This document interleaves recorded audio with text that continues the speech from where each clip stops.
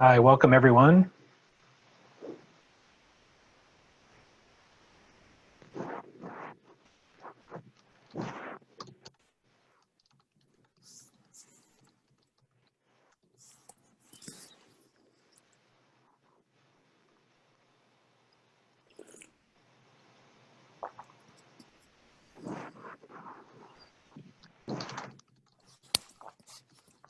Welcome everybody to the webinar.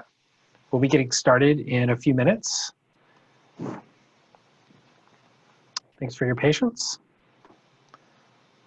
We have a few bits of information for you to see on screen here for the moment as we're waiting for others to join us.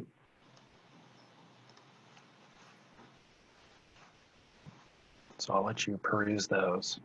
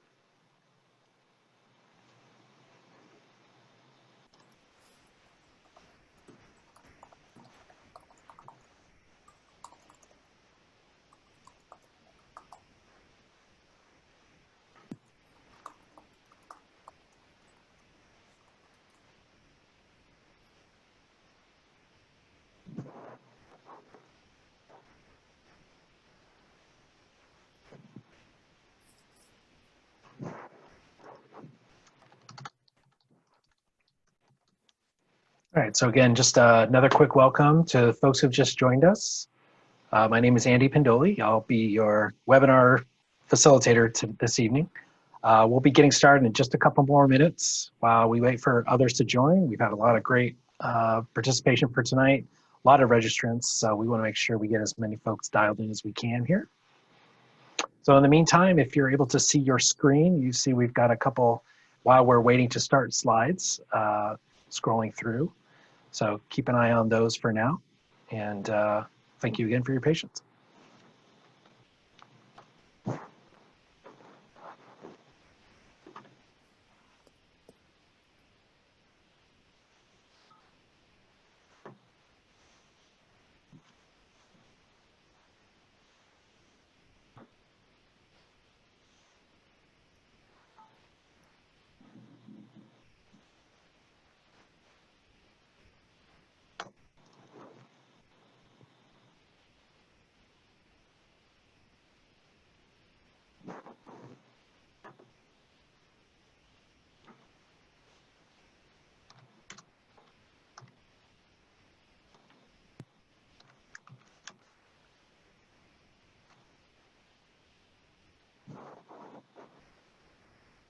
All right, doing very well on participants. As you can see, we're getting close to 150, and we had many more registers, so we do want to be thoughtful about giving you a few more minutes to let those folks log in.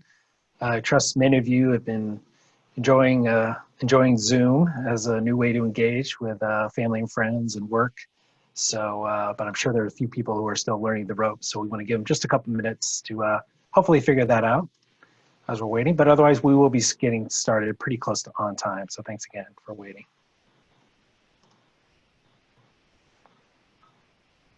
And I'll also say, as you notice, we've got kind of a global mute on for everybody. Hopefully you can understand with close to 150 people joining, we want to minimize the background noise so that it's easy to hear for everybody as part of this. So thanks again for that. Okay.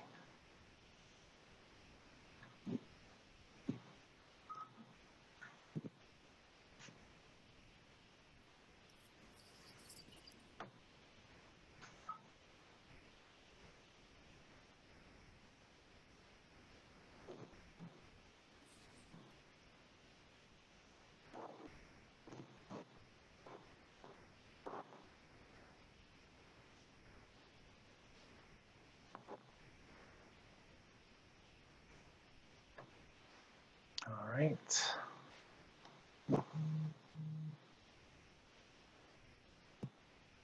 So we're doing well. It's kind of fun looking at the attendees joining. It's kind of a countdown, see if we can hit 150 before we officially get started. We're getting pretty close, which is great to see.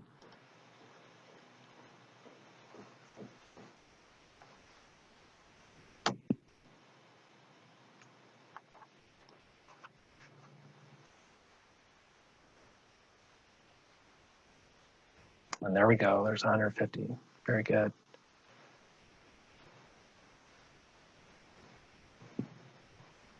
All right, so we'll do one more minute and then I'll officially get us started.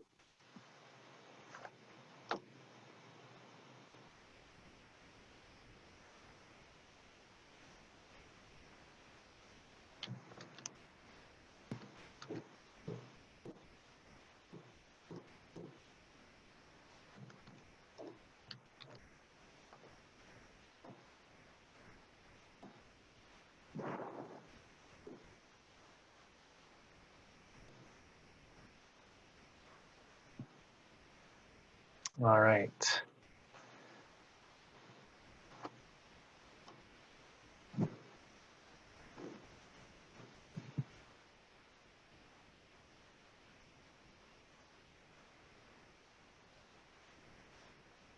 All right, everyone.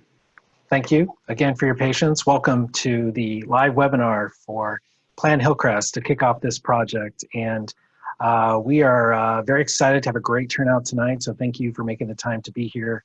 And as we're getting used to the new normal for now, at least, about how we're going to engage and conduct civic engagement, we appreciate you working with our webinar format for tonight. And we have a lot of great information to share with you tonight. And we also have opportunity to hear from you as well. So we will make sure that we open up those opportunities for you in the 90 minutes that we have for you.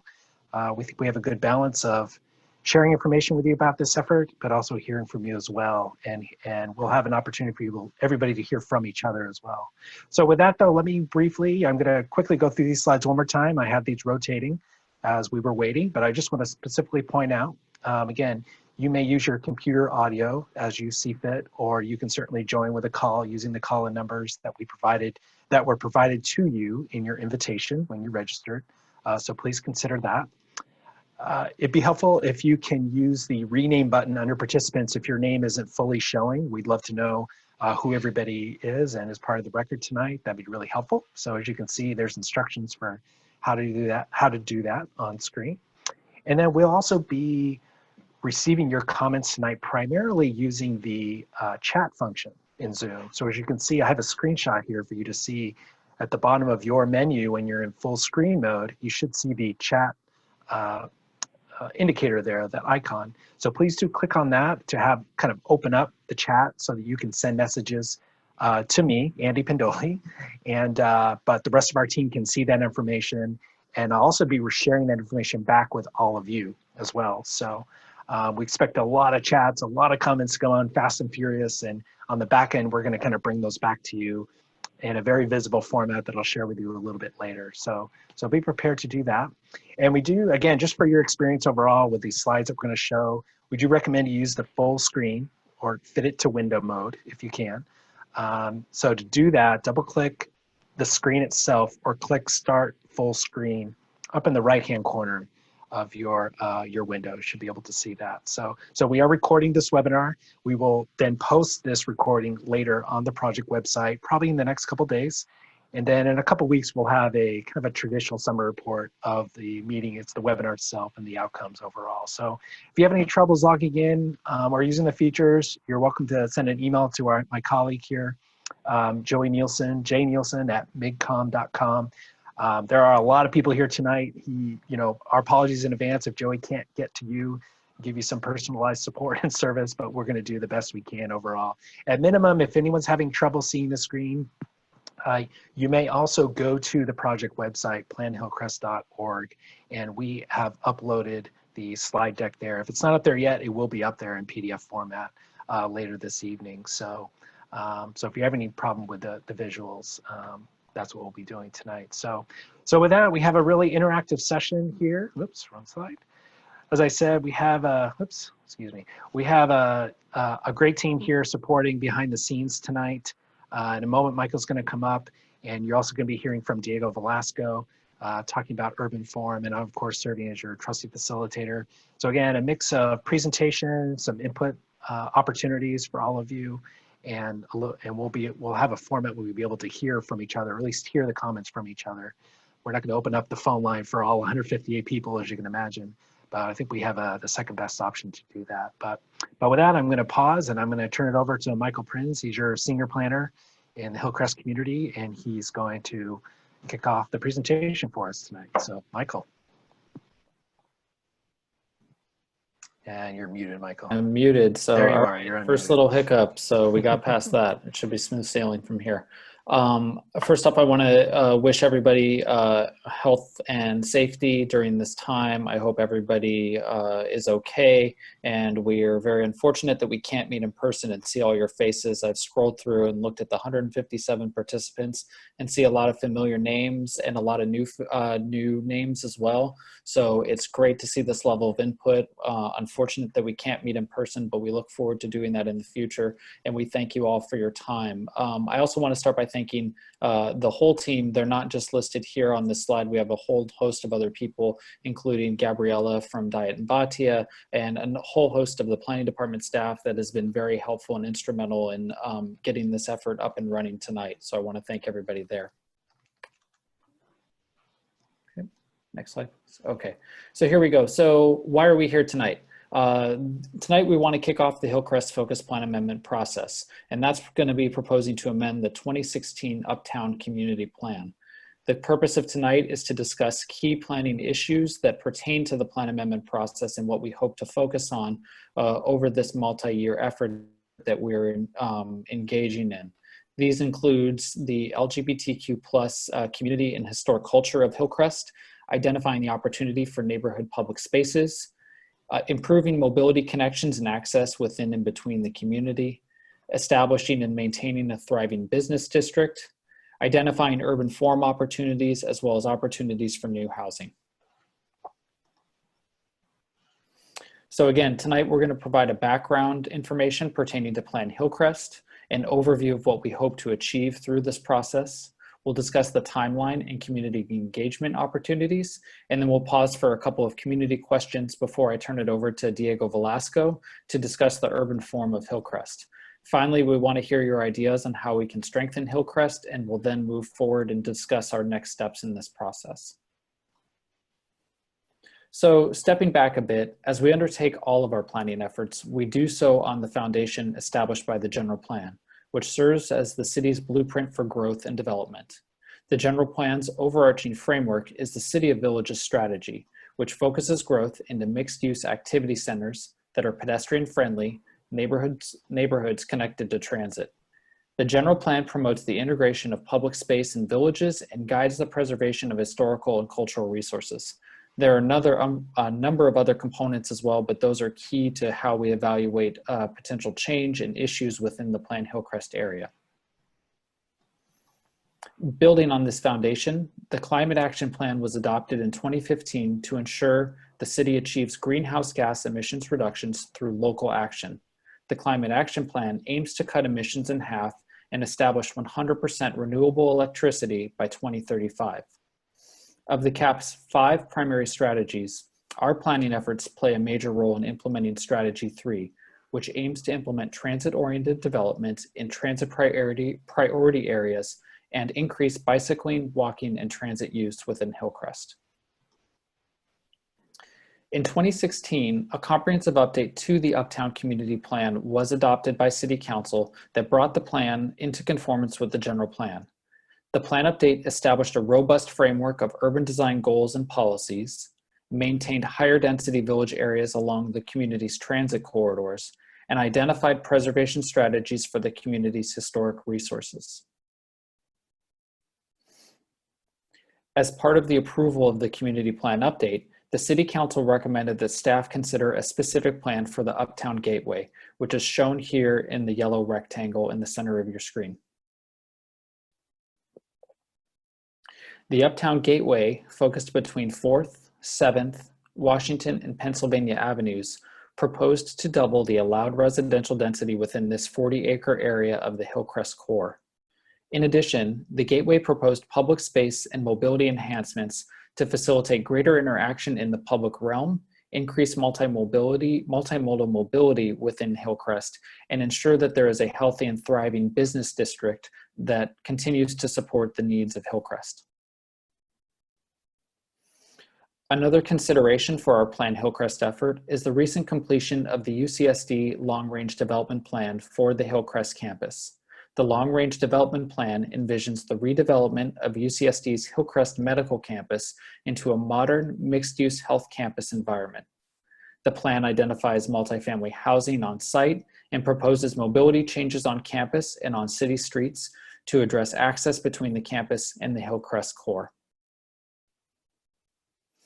With these efforts and policy considerations in mind, Plan Hillcrest proposes to amend the Uptown Community Plan to address land use, mobility, public space, and cultural resources for the broader Hillcrest and medical complex neighborhoods as shown in the community plan. This area encompasses roughly 380 acres within the Hillcrest core and the medical complex neighborhoods. There are 5 primary objectives set forth for the plan effort and the things that we are seeking to achieve through this process. These include celebration of the legacy of the LGBTQ+ community through the identification of historical resources and the creation of inclusive spaces. We also want to create public spaces that provide gathering spaces in the community and connect people to businesses and services. We want to strengthen mobility connections to make it easier to move around and access areas within the community and help achieve our CAP goals. We want to support local businesses to ensure a thriving and sustainable business district. And we also want to address our housing needs by increasing housing opportunities near transit to address the housing crisis that we are currently in. One key element of Plan Hillcrest that we would like to emphasize is the historic preservation and cultural heritage strategy. The city will work with the community and build on previous efforts to identify and evaluate sites that are important to the LGBTQ+ community. The city will complete an evaluation of the Hillcrest Potential Historic District, which was identified during the 2016 Community Plan Update, to determine if the potential historic district is eligible for designation for its association with Hillcrest's LGBTQ+ history. Ultimately, this historic engagement work will provide an opportunity for social and cultural history to interface with urban design, public space, and transportation planning to create an engaging urban environment that celebrates the community in Hillcrest and informs the public through opportunities such as plaques, banners, wayfinding signage, public art, and similar measures. We have a survey that is posted on planhillcrest.org and on the City of San Diego's Planning Department webpage, and we encourage everyone to add their voice and knowledge to this effort as we begin to move forward on this step. As we begin to evaluate opportunities to add and create public space within the neighborhoods, we would like to build upon the community plan's public space and parks policies to identify public spaces in new development and the amenities that will best serve the community. We will evaluate the opportunity for linear parks and gathering spots along key mobility routes that ensure greater access to neighborhood and public open spaces. We also look to build on the pedestrian-oriented grid network of Hillcrest, which is shown here on this slide. There is a high degree of pedestrian activity and need within the Hillcrest core, and the mobility concepts that we will bring forward will aim to further shift commuter and personal trips to pedestrian, bicycle, and transit use. Ultimately, the goal is to create a better walking, bicycle, and transit environment that achieves our CAP goals and creates a more sustainable community. We also aim to create a vibrant and diverse business district that builds on the diversity of the existing Hillcrest businesses and enhances the Hillcrest core and the commercial corridors within the area. As we look at some of the key demographics within the planned Hillcrest area, there are approximately 6,000 residents and 4,200 housing units in the roughly 380-acre area of the plan amendment area.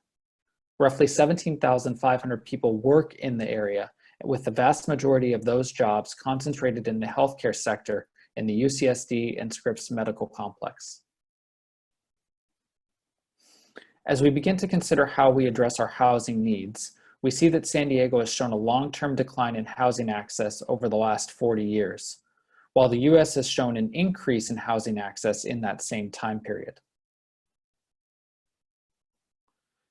This trend is consistent with the experience in the broader Uptown area, which has seen an increase in the community's population that has grown 4 times faster than the population growth in the city and the county during that same time frame, according to information from Sandag. Despite this increase in population, only a few hundred units have been added in Uptown since 2010. And finally, as we look at the Uptown Community Plan, while the 2016 comprehensive update did address a number of issues, it did not increase housing capacity at a time when we are addressing a major housing crisis within our region and within our state. It also established a discretionary review for taller buildings, which can add time to the process for housing development to come online and address our housing needs. So one key component that we have through this effort is our community engagement effort. It's really important that we have the opportunity to work with the community and engage in many opportunities and forums. As we began this process at the outset, we had originally planned to hold this meeting as part of a subcommittee meeting of the community planning group and hold public and in-person workshops.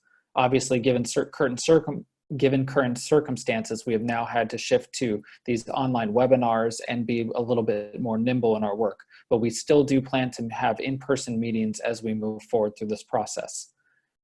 We have the opportunity to have a website which allows for people to provide their comments and input, and where we will post planned documents.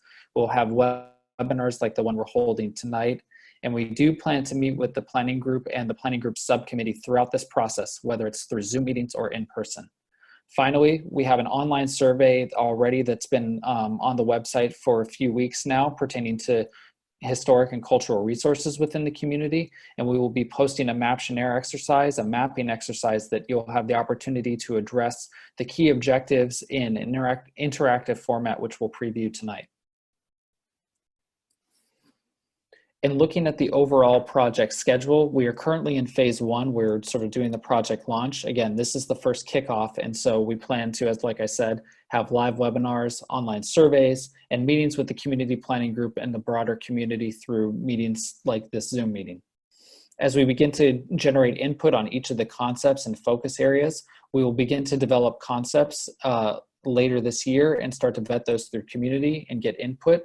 Those concepts will then ultimately get folded into a draft community plan amendment, which will look at any necessary modifications to the Uptown Community Plan to reflect the proposed land use, mobility, public space concepts, as well as historic and cultural resources, policies, and figures that will be included in the community plan amendment.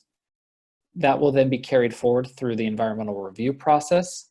And then ultimately we hope to begin the public approvals process at the end of 2021 and early 2022, which will include a vote of the community planning group, as well as city council committees, the historical resources board, and ultimately city council. Again, we plan to and will include public engagement opportunities at each interval throughout this process, and there will be multiple opportunities for everyone to provide their input and feedback on these concepts as we begin to shape our ideas. So again, I want to emphasize the things that we are seeking to achieve through this planning effort. As I mentioned, we want to really focus on and celebrate the legacy of the LGBTQ+ community, improve our public spaces, strengthen mobility connections, support local businesses, and address the housing needs within this community. Great. All right, thank you, Michael. Great start to this webinar here. Thank you all. A number of you have already started sending in comments through the chat, so thank you for that. And we're going to be able to start responding to those a little bit and mapping those out. But in the meantime, I want to offer up for you a poll, and I'm going to launch this right now. Michael just mentioned these these objectives. And what we'd like to do is have you respond on screen. Which of these objectives is most important to you? And you can choose one or more, 1, 2, or 3, or 4, or all 5 as you see fit. So just interesting to take our collective pulse and see, you know, collectively where we'd like to see, where we hope to see some positive outcomes from this effort. And then I have another question for all of us after we run through this poll. So we've had almost half of you respond already, which is great, and I will show you the results. And if you just probably in less than a minute here, so keep them coming. It's good to see. Seems to be a lot of interest on the creating public spaces as a critical objective overall.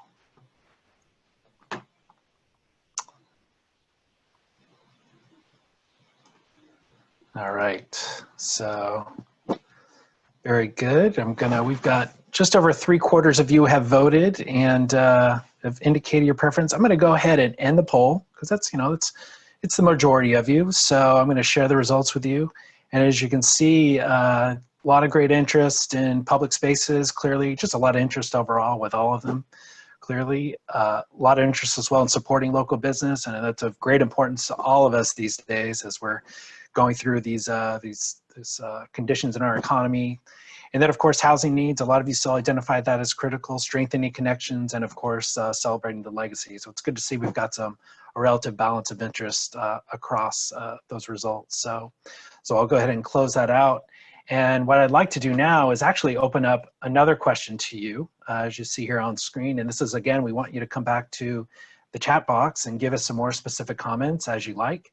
But so what are some of your ideas for how Plan Hillcrest can potentially improve the community? We talked about these 5 objectives: public spaces, connectivity, housing, culture. What are your thoughts about what that achieves? What's the experience you'd like to see? What are some positive changes you'd like to see in the community from there? So please do use the chat, as many of you are already. Thank you for that. And I'll do a little bit of narrating of some of that input coming in. And a little bit later in the webinar, I will show you collectively what some of those comments are from all of you overall. So thank you all. So some interest in pedestrianized spaces. A lot of questions around. So one example of the question, we've got a lot of small parcel ownership. How can a district with so many blocks be better utilized? Dynamic, energized community spaces. A lot of people are interested in more people walking and biking, better connectivity, perhaps even as so far as light rail connectivity overall. Let's see what else. It's coming in fast and furious, which is fantastic. Thank you. And keep them coming here. Green streets with trees, inclusionary housing is some interest here. Stronger identity, as mentioned by someone. More green space overall. More of a live, work, play environment, I see as a specific comment. We're in a transition phase here in Hillcrest. We need safe pedestrian spaces, ways to get around that are easy. Thank you, Catherine, for that. Do know we've got so much great participation tonight. I'm certainly not gonna be able to reflect every single one of these comments coming in. It's just fantastic how many are coming in, but I can promise you, again, we are recording this here tonight. All of these comments will be part of the record of this meeting. And like I said, a little bit later, we'll be able to step back and look at these comments overall. So now some of you are peppering in some questions, which is certainly fine. Michael will be responding to those questions that he can tonight overall. So look forward to hearing a little bit from him, possibly very shortly. So supporting local business and active transportation at the same time. We want to be thoughtful about, with small businesses, helping business improvement districts, improving maintenance, addressing homelessness in our small businesses. From public access perspective, access to the canyons to the north, safe public spaces overall. We also want to be thoughtful about a balanced community, as one comment. Better parking options in Hillcrest, possibly a parking structure like North Park. So continued mixed use commercial and residential would help support small business.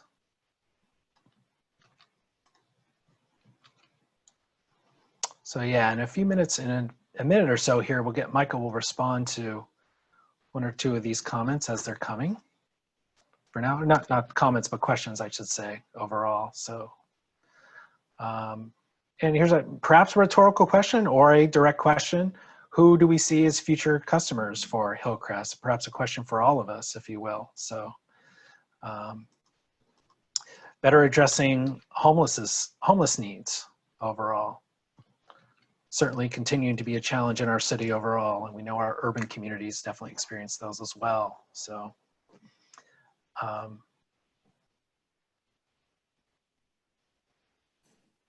very good.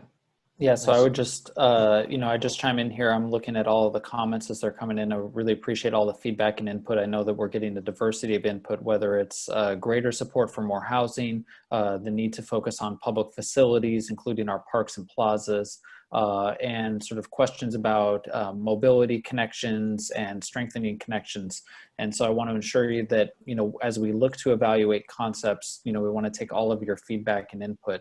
And we do not do this in a vacuum. We look at this as part of all of our broader efforts, including efforts that are being done by other agencies within the region. So as SANDAG looks at its 5 big moves and looks to perhaps reevaluate transit, not only within the Hillcrest core and connections to downtown, but regionally, we will evaluate how we can best plan for and design the public realm and our street system to take advantage of that and to ensure that transit access is emphasized and prioritized. Great, thank you. And Michael, I know there were some questions coming through, just I think kind of reflecting back on confirming the intent and purpose of the plan. What was the impetus for Plan Hillcrest? And I know that you shared that as part of your slides, but if you don't mind, just in case a few folks may have missed it in logging in, maybe what's the quick overview of the key factors that led to initiating this process?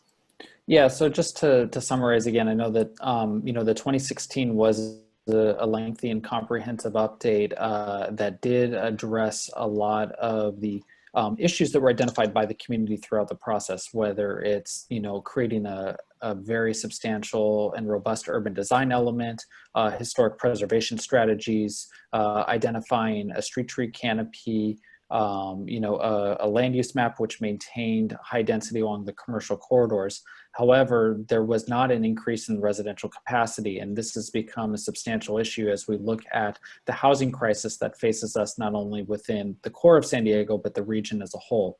And so each of our planning efforts has to do what we can to not only address that housing crisis by increasing capacity and bringing more units online, but also addressing the climate crisis that we are currently in and looking to achieve our CAP goals and further those by shifting mode share from vehicle miles traveled to more sustainable methods of transit, whether it's walking, bicycling, or transit use. Those are all of the impetus. And this, again, it started with the direction from the City Council at the adoption hearing in 2016 to the department to consider a specific plan for the Gateway area. However, as we've looked at our broader policy issues and the issues that we face as a region, we made the decision to build upon that effort to look at ways that we can really strengthen Hillcrest to address these issues, as well as addressing the need to identify a greater amount of public space within the Hillcrest core, and the ability to identify a cultural district specific to the LGBTQ plus community and its history.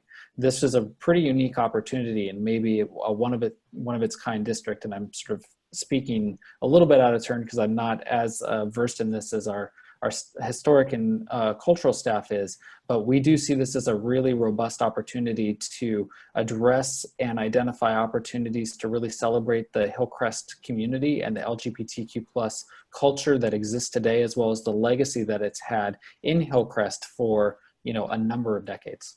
Right. Michael, I know that some of the other, again, everybody, thank you for all the comments. Mostly it's comments, but there are a few questions that are popping up. About building heights, for example. Are any of the other communities conducting focused plan amendments focused on housing? Is Hillcrest the only community that has to accommodate more housing in the near term? Get any thoughts around that, Michael, that you can share? Yeah, certainly. So, I mean, just in terms of each of our planning efforts, I mean, we have a number of plan updates that are currently in process now. We have the Mira Mesa Community Plan Update, the University Community Plan Update, and the Kearney Mesa Community Plan Update. I'm sounding like a broken record when I say community plan update over and over, but all of those communities are evaluating land use and housing opportunities, transit connections, employment lands, and looking to address our housing needs within each of those efforts. We've also recently adopted the Mission Valley Community Plan Update, which substantially increased residential density within that community. I don't have the numbers offhand, but it was tens of thousands of units. I just completed work on, it wasn't just me, it was a whole city team effort on 2 specific plans along the Mid-Coast Trolley Line, the Marina Corridor specific plan and the Balboa Avenue Station Area specific plan. Those are sort of similar to the focused amendment area in terms of size that we are evaluating, but those were different standalone documents that we proposed to create. In this one, we think that we can achieve that same level of evaluation from a land use policy, mobility policy, and public spaces within just an amendment to the community plan instead of creating a standalone document, really integrating that into the community planning effort. I basically just rambled a lot there, but the point that I wanted to make at the beginning, at the outset, is that as a department and as a city, we are evaluating housing needs and all of the issues that we've identified here at a city level through these efforts, and we will continue to do so in every community. Okay, thank you, Michael. And I think in a moment I want to move us on, and I just again want to acknowledge at least some of the other comments and questions that have been coming through. Seeing some commentary, some people are interested in seeing more housing and perhaps even some building heights in some locations. Others have great concerns about that. So sounds like these are areas that we'll need to look at more closely as part of this planning process about if and how, the ways that those elements can be accommodated overall. So, so good. And I know there are more comments and questions here too. And like I said tonight, I want to appreciate everybody's patience with the great attendance we've had tonight. Michael won't be able to respond to every comment in the webinar, but outside of this meeting, as part of our summary document coming out of this meeting, we'll be able to do that and respond where we can to the questions overall. So good. So with that, what I'd like to do is now move us on to the next part, and we will be opening it back up to you to take more comments. You're welcome to continue to use the chat function to send more comments overall, but I do want to let you know we're going to bring on Diego Velasco now with City Thinkers, and some of you may know him. He's worked for a long time here in our urban communities in San Diego and the broader San Diego region, and he's going to talk about the urban form side, if you will, aspect of this effort, and what's some of the initial research looking like, and what are some of the key considerations that are starting the process here as we move forward. So Diego, please. Great, thank you. Good evening, everyone. It's really exciting to see so many people participate. My name is Diego Velasco with City Thinkers, and I'm really excited to be assisting city planning with this endeavor. I feel as though I sort of grew up in Hillcrest. My adult life and my sort of coming of age really happened in Hillcrest. So it's a neighborhood that's really near and dear to my heart. For this first meeting, Michael Prince and the city planning asked if I would provide just a really high level overview of kind of big picture existing urban form characteristics, really with the goal of establishing a lens or sort of a framework for our ongoing conversations as we talk about the area. Luckily, we are working within a robust urban design element of the Uptown Community Plan. Many of you were involved in that process, put a lot of work into it, and there's some excellent ideas. And what you'll see today in large part just kind of corroborates a lot of the thinking that went in behind some of the big picture urban form patterns that are spoken about in the community plan. We also should recognize that Hillcrest is one of the oldest neighborhoods in our city. It very much is blessed with a traditional neighborhood development pattern which makes it a really incredibly diverse and walkable environment. One of the first things that pops up is that patterns seem to vary slightly across 3 areas of Hillcrest, which begin to emerge as maybe potential focus areas of the neighborhood.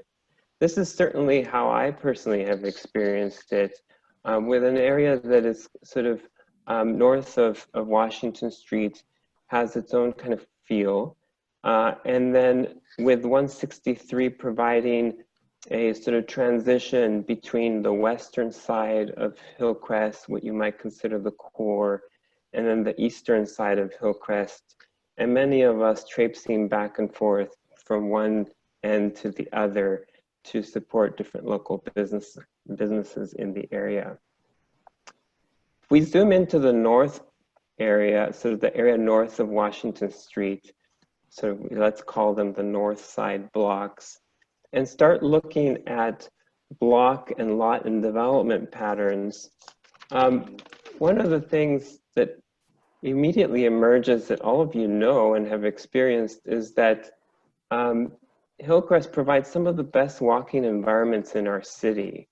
And I would argue this was not by chance. This does not happen by chance, but rather it has a lot to do with the underlying block patterns, the compactness of those blocks that really facilitate walking around and create great connectivity. And this area certainly shows that.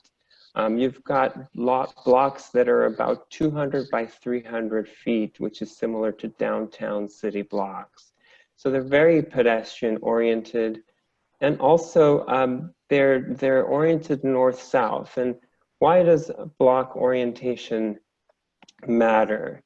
When the long end of a block faces a main commercial street, it creates more opportunities to activate that street. And we'll certainly see that as we move forward. You can see the difference between what it feels like to walk along University Avenue on the west side of 163 versus once you cross into the east side, and the blocks actually flip and run east and west. So block orientation matters for that reason, but it also matters because it directly relates to building orientation and placement, which I think is really important in providing access to natural light and air, and also taking advantage of those great breezes, prevailing winds that come into Hillcrest because we are up on a mesa.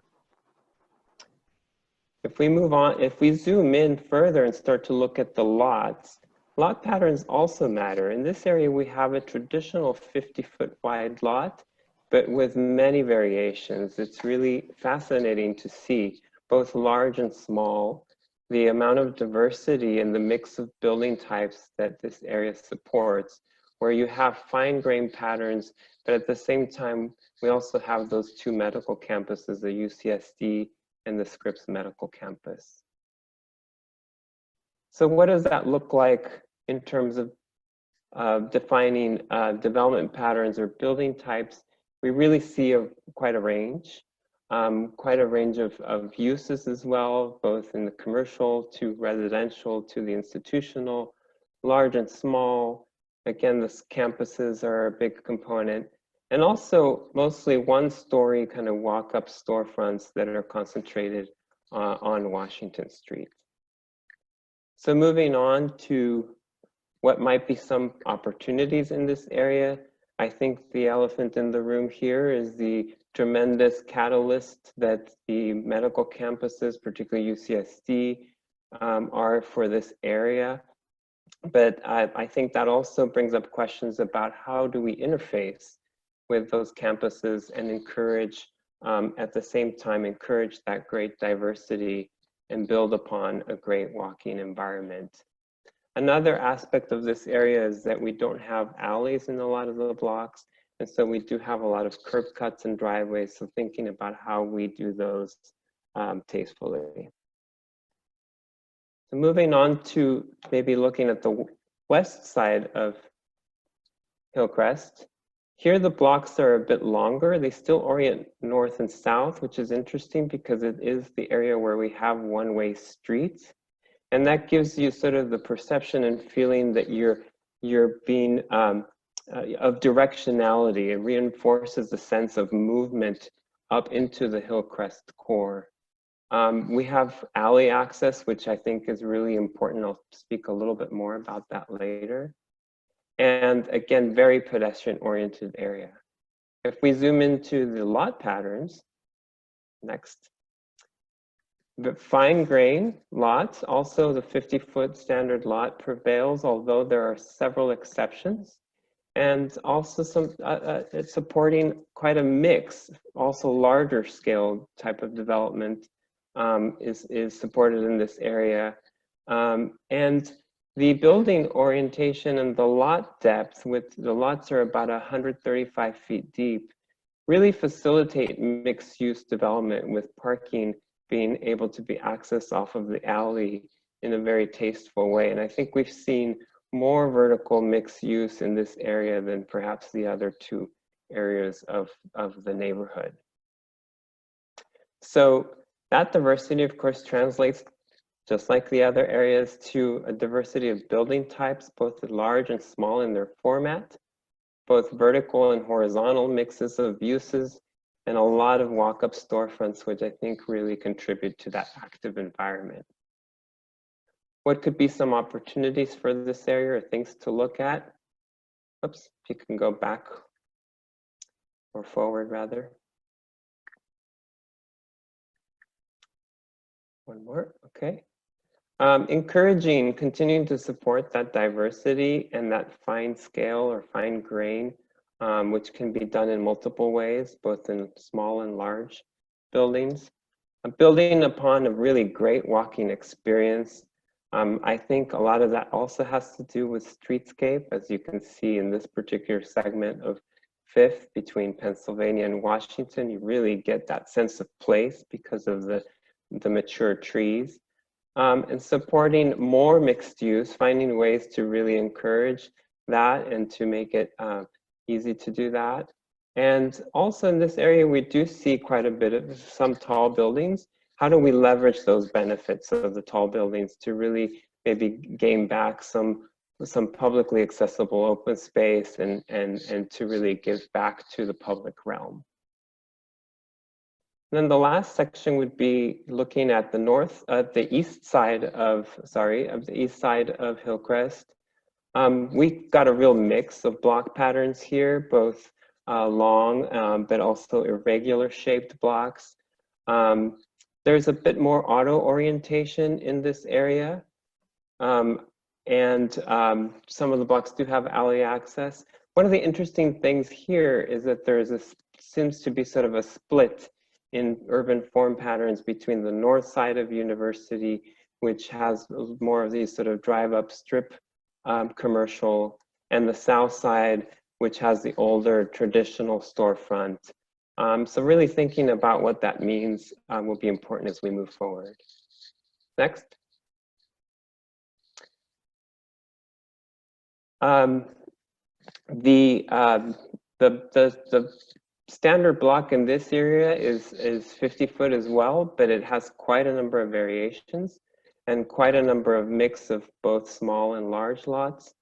And I think that really, again, just like we've seen in other cases, support quite a mix of different building types, as we'll see in the next slide. Next. What's interesting here is we also have a mix of walk-up storefronts, but also the drive-up strip commercial, which I spoke about earlier. We also do see some inward focused retail, particularly on the north side. And this is an area that has, of course, some of our key landmarks and some distinctive architecture, particularly focused at street intersections or corners of the neighborhood. So what are some opportunities? Well, we've got large opportunity sites in this area. Many of you know of them, and we have talked about them for years. I think there's an opportunity for more street activation on the north side of University. I've been around long enough to have witnessed the wider sidewalk on the south side and the impact that that made, the positive impact that made to facilitate walking in the neighborhood. So doing more of that and embracing, again, that diversity of building types and building uses, and maybe welcoming a little bit more intensity and scale of development, particularly marking some of the intersections in this area. Next. So what this tells me, or what this tells us, is that Hillcrest is an incredibly diverse and rich physical environment. And that's important because I believe this is the key to supporting a diverse social and cultural environment that reinforces a healthy LGBTQ plus community and healthy local businesses. I think this diversity also provides great flexibility and adaptability as we move forward and consider the future of this area. So I spoke about block, lot, and building patterns for 3 areas. Now let's just take a quick look at the entire study area. This is an aerial map just showing the larger context, and then the study area is outlined in the dashed red line. What do we see as emerging as a potential direction for Hillcrest? Next. If you take this aerial and you zoom out and you just highlight the buildings as shown in blacks, this is what us urban designers would call a figure ground. And you begin to really squint a little bit and see that the center point, or sort of that main intersection at 5th, 6th, University, Robinson, is a clustering and sort of a compact set of buildings that come together. There seems to be a sense of a heart or a node or a focal point of intensity there. Next.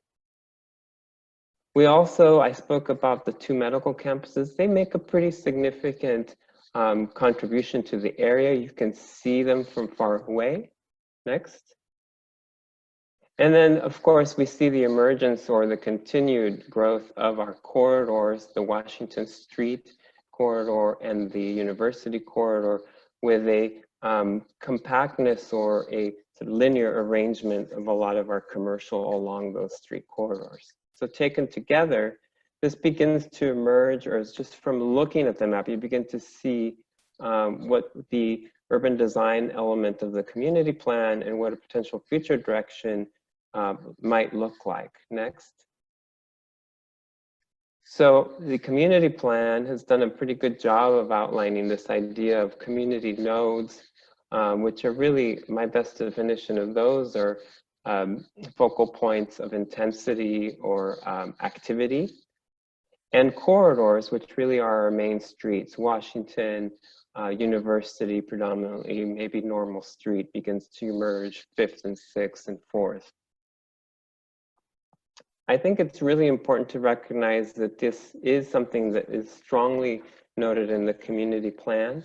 And so the question that I would put forward as this first meeting is, what do we think about in terms of the potential for this area as we continue to flourish and grow for the areas around our nodes in the community and in the neighborhood?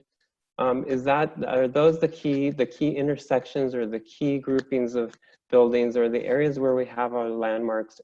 How does that physical environment support public space, quality public space, but also culture and identity and the activities that form around culture and identity? And then next, also thinking about, in the same way, about the public space around our main corridors as being kind of the place of urban life that again begins to support our local businesses, our connectivity, those 5 elements that Michael spoke about. Next. So we have really great corridors and nodes in the community. You all know them very, very well. And so the real question is, how do we encourage diversity in these areas? Next. And how do we do that in a way that also supports these 5 objectives that we're looking at of community and culture, of public space, of strengthening connections and our businesses, and really beginning to address housing needs. Do our nodes and our corridors provide a framework and a lens through which we can actually think about the future of this area? And I will put forward, just for discussion and then pass it off to Andy, what are some key considerations we should be thinking about when we think about our nodes and our corridors and these sort of 5 objectives that we put forward. So Great. With that, I pass it to Andy. Thank you. I probably went way over. No, you did fine. My apologies, Diego. I was controlling the slides for Diego, and as you saw a couple times, not doing the best job. So I apologize, Diego. Thank you for your patience. So thank you for that. And yes, this is the question we want to pose to you for our remaining time, is to get some of your thoughts about key considerations when we think about from a nodes perspective or from a corridors perspective as they relate to the study objectives overall. And so we'd love to hear first from you, focused on nodes. So when you think of this notion of, as Diego described them, what are some ways that specific nodal locations, if you will, that maybe the ones you see on screen, maybe there are other nodes identified that can address public spaces, can address improved connectivity, supporting local businesses, housing needs, celebrating the legacy of LGBTQ plus communities. So I'd love to start to get comments from you in the chat about specifically from the nodes overall. So we'd love to start seeing comments along those lines overall. And a lot of continuing big picture questions about the process overall. And would love to hear more about, there's a lot of, I've seen different comments related to supporting the idea of focusing on addressing culture as defined here as one of the objectives, but also some concerns about how that's further tracked and addressed overall. So seeing some varying comments here tonight about needing a little bit more focus on the history of the area that might inform this conversation more closely. A lot of interest at Fifth and University for safety for pedestrians and bikers.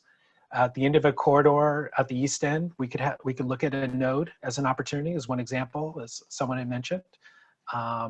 Looking more closely at changing traffic patterns and emphasizing transit at nodes is an idea that was mentioned.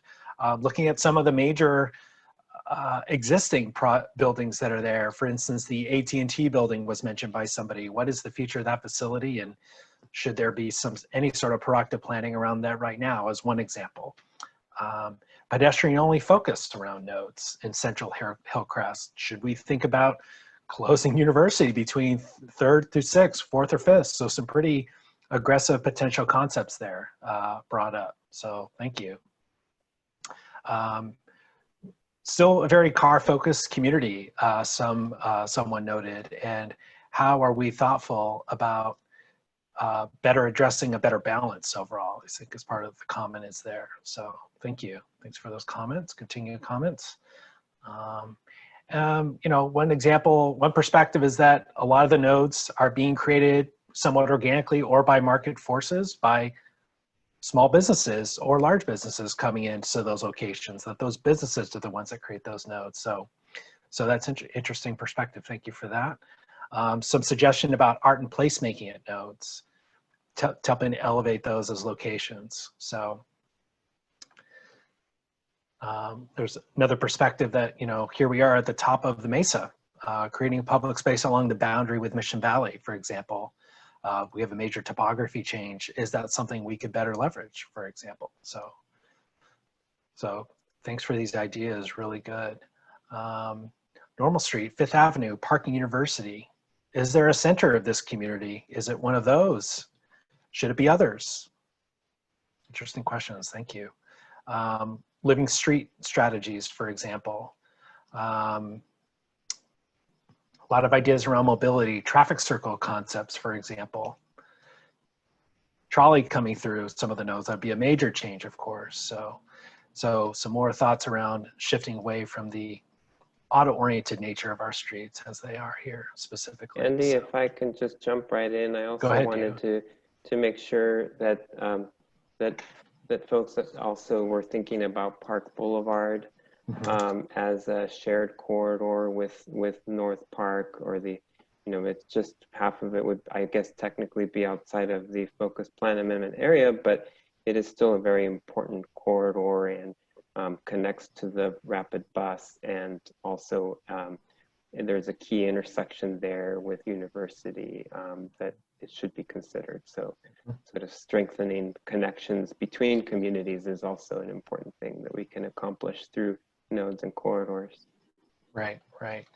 Thank you. I see one late breaking comment coming in, I think kind of along that point, Diego, that those connecting points with North Park are opportunities to better improve connections as those nodes. So a little bit more focus on mixed use development to create community centers was a suggestion.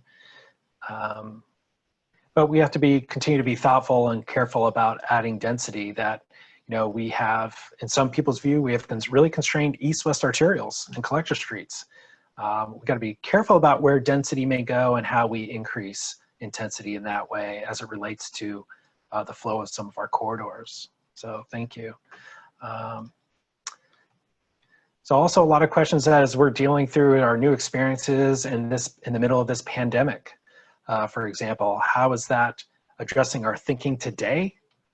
Right? How's that kind of thinking about our mindset of the needs of today, but also the future of this community overall? Should it be having us thinking a little bit differently about how we start to inform planning for the future? So Andy, I can kind of jump in here on that one. Obviously we're still in the very early stages of, dealing with the coronavirus and COVID-19. And so it's difficult for us to understand the importance of density as a factor in community spread. So one of the factors that we do know is that public health response time is crucial.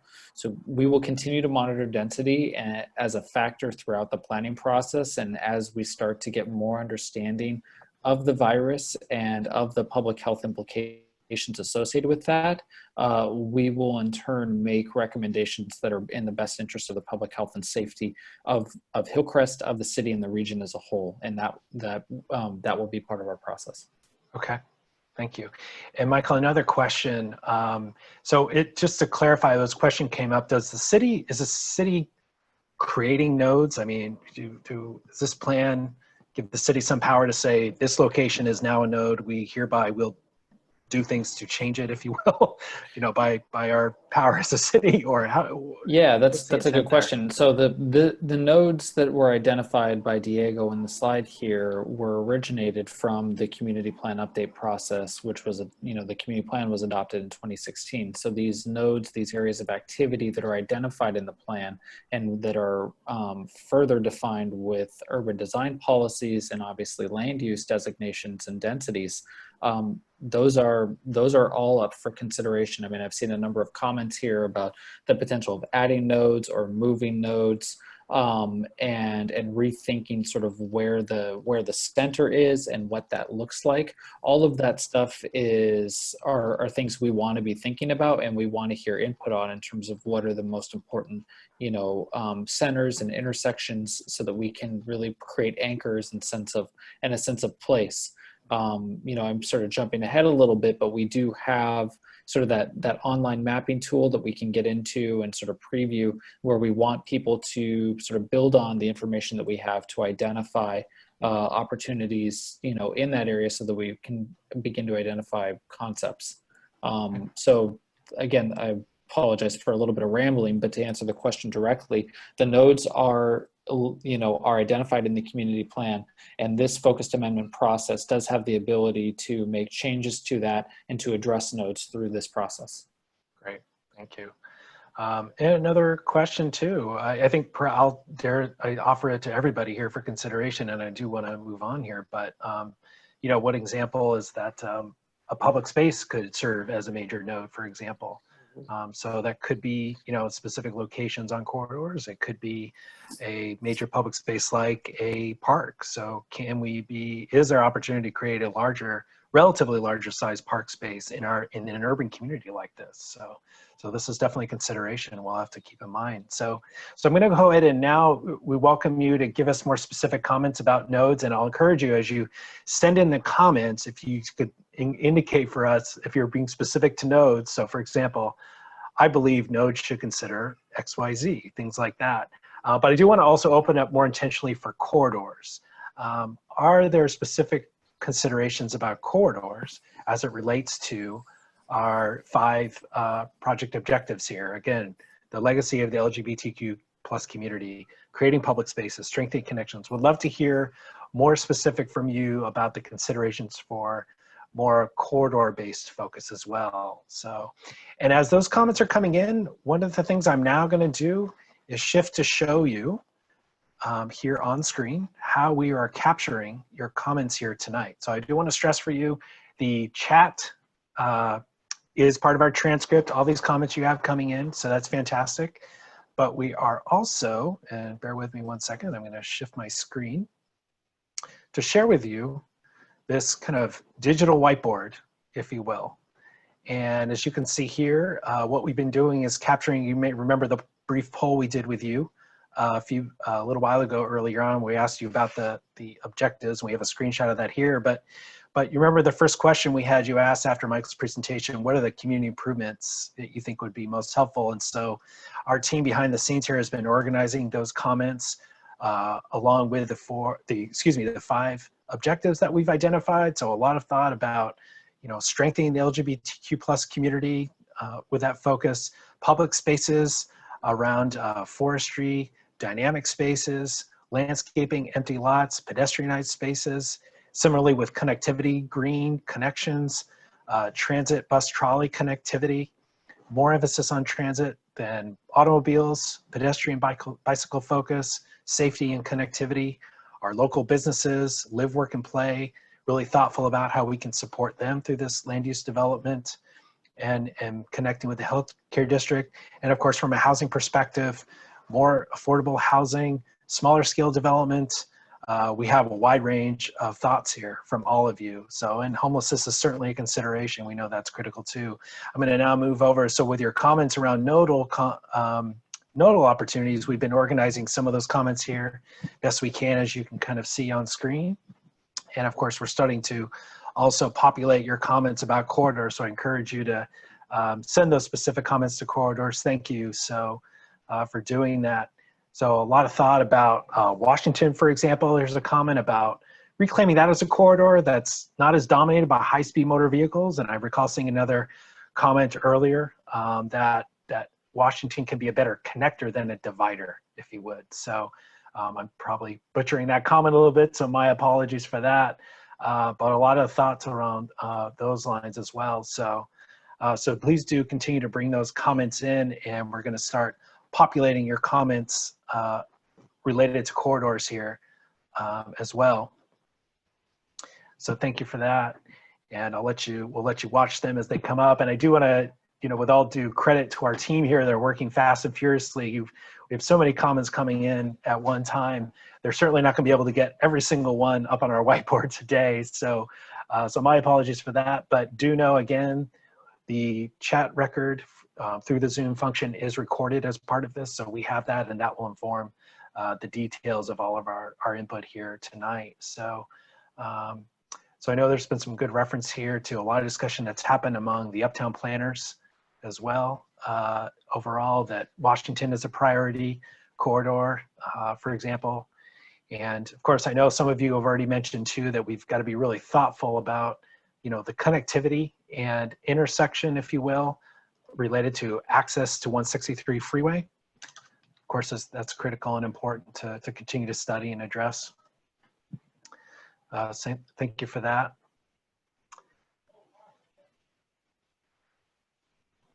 A lot of interest, or some commentary for at least, for the more density along corridors with mixed-use storefronts and residential units above of interest. Park and Sixth could be more of a mixed modal dedicated shared space, for example, with access to Balboa Park. So a lot of some suggestions around one comment that, maybe we need some further input on the objectives for the study. We welcome that here tonight. If you have any suggestions for refinement for the 5 objectives that we've identified, please do send those in and share those with us. So some more commentary about Washington really being important to reclaim as a corridor that's not so dominated by vehicles. One example on corridors, thinking about red dedicated lanes for buses, green lanes for bikes, and wider sidewalks. So, okay, thank you. So one example about how that can be achieved from folks. And one question about, so there's been some commentary tonight about the need for more parking. Others are asking the question that may not be as critical as we thought in the past. So, but needs to be part of the mix as we look at a multimodal perspective for the future of this study area overall. So good. I'm going to catch up on some more commentary that we have here. And let's see. Michael, any additional thoughts or kind of response to any general comments that have been coming in or any questions that you've seen? Yeah, I mean, I would just say sort of on a overarching comment is that we're getting a lot of very specific input and very valuable feedback that is going to help us through this process. I would add that, one comment that sort of stood out is that, we do want to recognize that the LGBTQ community is important and we want to celebrate their history, but there are many histories in this area. Ben Nichols provided this comment, labor history, Italian and Greek immigrant history, transportation history. I know Bill Ellig mentioned, the importance of 1900 to 1933 in particular, as well as the historic streetcar. So all of this input is really great as we begin to identify and discuss concepts and evaluate concepts moving forward. So we appreciate all this input. This is very helpful for us as we move forward in this process. Yeah. Sort of stepping back, big picture as well. We do want to coordinate and continue to work with the Uptown Community Planning Group, and we have the ability to have these Zoom meetings, until such time that we're able to meet in person. And then for others who are not affiliated with the planning group, or if there are other community organizations, I am certainly willing to attend a Zoom meeting or any other sort of opportunity to discuss the project, provide an overview at other meetings, whether it's the Hillcrest Town Council, the Business Association, or other community organizations or groups that would like to hear more information about it, or would like, just to provide an opportunity to provide input, just through a, not person to person, but through this interactive format. So, we do hope to engage that, and we want to hear from people as to how we can best maximize those types of interactions beyond just the online surveys and information that we're getting through our engagement opportunities. Great, thank you, Michael. And by the way, everybody, we are kind of keeping an eye on the clock, and we have until 7:30 this evening. So we will be, in a little while, we'll pause our input session here. I want to thank our team behind the scenes for gathering some of your comments. And again, they're certainly not capturing everything right now for the purpose of the digital whiteboard that I've been sharing with you here. And I'll zoom in a little bit more, but hopefully you're at least getting a sense of the flavor. And I know that, again, just for a little bit more perspective, take building heights, for example. We have some folks who I've seen a few comments saying open to more heights, whether that be, and certainly heights can be very different. Is it a few stories? Is it even higher? There are others who have grave concerns about getting too high, if you will, from their perspective. So certainly will have to be a consideration when we look at the context and opportunity for different opportunities for height and intensity in different locations.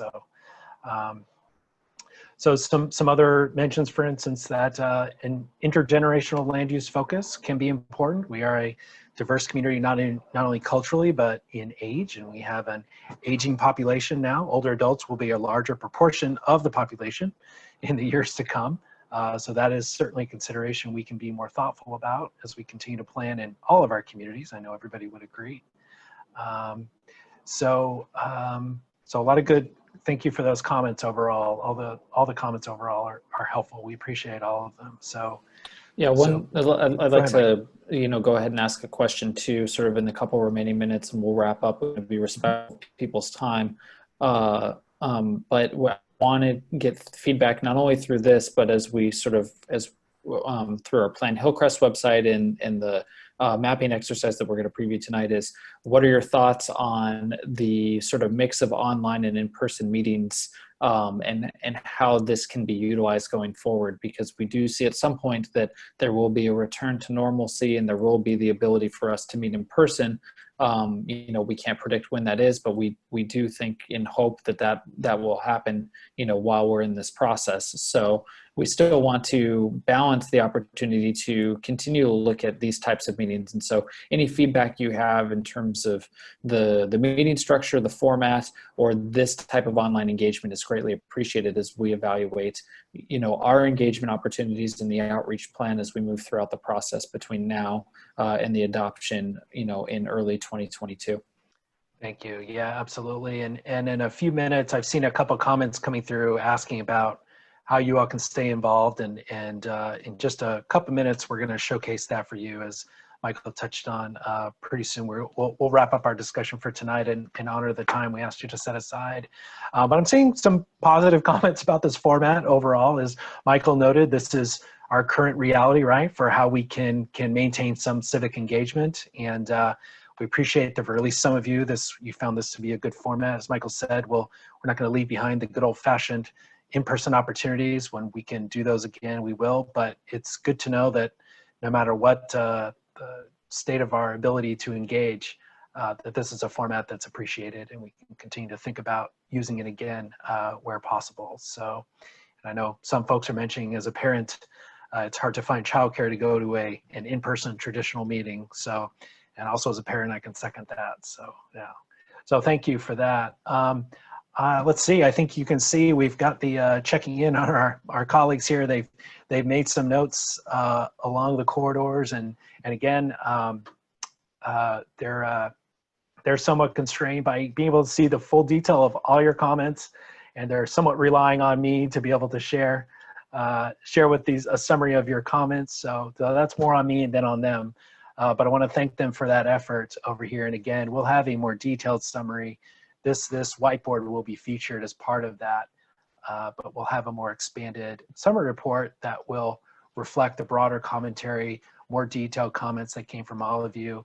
And as you can see on screen, I'm scanning back, and I know it's not very readable, but just to, again, reflect real briefly on some of the earlier comments that we had from all of you related to the objectives and some of the improvement opportunities that you all see there. So just a quick reflection on that.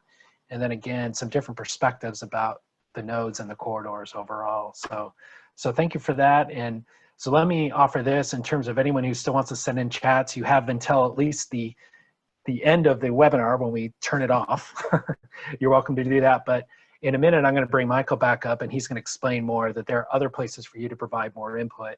And some pretty exciting ways too, by the way. So this is kind of the start of the conversation and your input. So stay tuned for that. So I think what I'll do is I'll go ahead and say my thank yous for working with our format, for your patience, and for providing all the great robust comments here. And like I said, we'll make sure we capture all that. And for now, I will sign off myself and say thank you. But I'm going to turn it back to Michael, and he's going to talk more about next steps and how you can continue to stay involved. Yeah, thank you, Andy. And if you want to go back to the presentation to show the sort of the next step slides and stuff, I do want to make one point. As I'm looking through this chat, I don't just want to focus on the positive comments we received, but I know that there have been some criticisms of this effort and the criticisms of this format as well. And I want you to know that we are taking those to heart, and we want to find a way to address all of the community's concerns through this process. I don't know if we will be, we're not going to make everyone happy, but we do want to do that. And I know that one person in particular said that they want to see people's comments in real time and that our summary isn't sufficient. So as we look to future meetings, we will look to sort of better ways where this can be more interactive and we can hear more voices where you're not just hearing us summarizing what you say.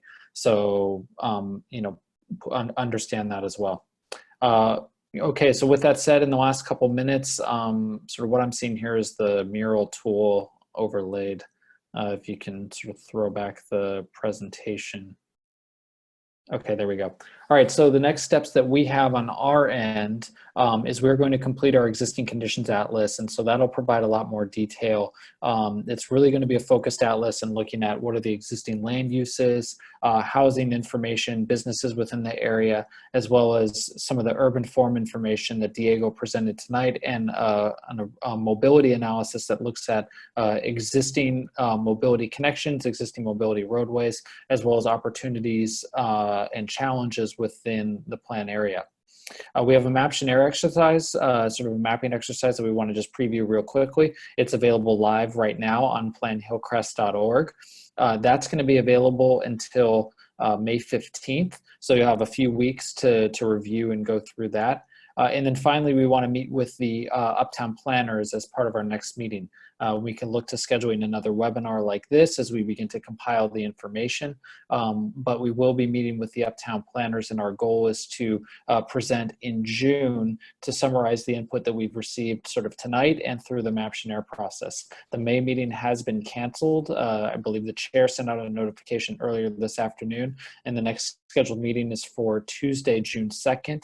And I believe that at that point, we do anticipate that we will hold that meeting via Zoom at this point. So I will work with the chair of the group to do that. If we can go back to the map share exercise just real quick.